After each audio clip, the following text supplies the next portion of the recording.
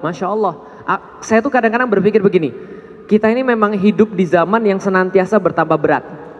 Zamannya bertambah berat, tapi orangnya nggak nambah pinter.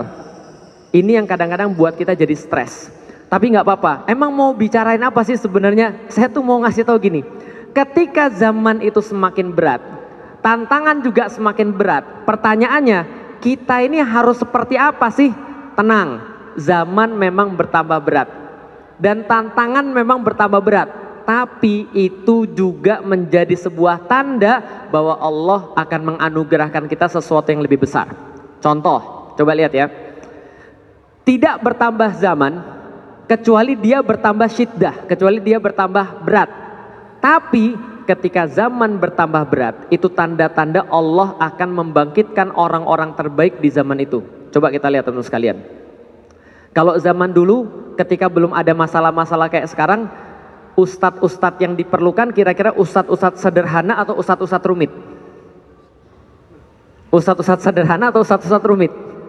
Ketika zaman masih baik-baik saja kira-kira. Ketika Indonesia masih baik-baik saja, ketika di sini masih oke-oke aja, masalah nggak banyak, maka ustadz-ustadz juga tidak perlu yang rumit-rumit. Maka ustadz-ustadz model misalnya contoh Kiai Zainuddin menyampaikan tentang akhlak, menyampaikan tentang bagaimana caranya hidup sesuai dengan Islam, asal tenang dan segala macam, kan nggak problem kan ya. Kenapa? Karena problemnya juga nggak banyak. Begitu zaman bertambah rumit, nah muncul tuh orang-orang yang juga super-super tuh, kayak Ustadz Adi Hidayat gitu kan ya, muncul tuh bisa tahu di mana kemudian letaknya dan segala macam. Itu maksud saya. Jadi dulu nggak ada orang-orang kayak Ustadz Hanan Ataki misalnya. Lah kenapa? Karena anak muda juga belum rumit.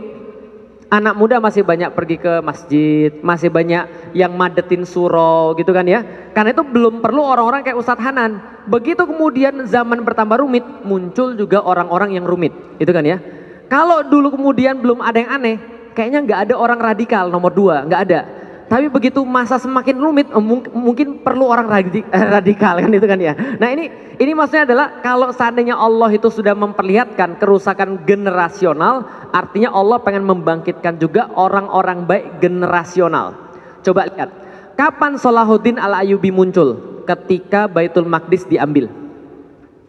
Kapan Muhammad Al-Fatih muncul?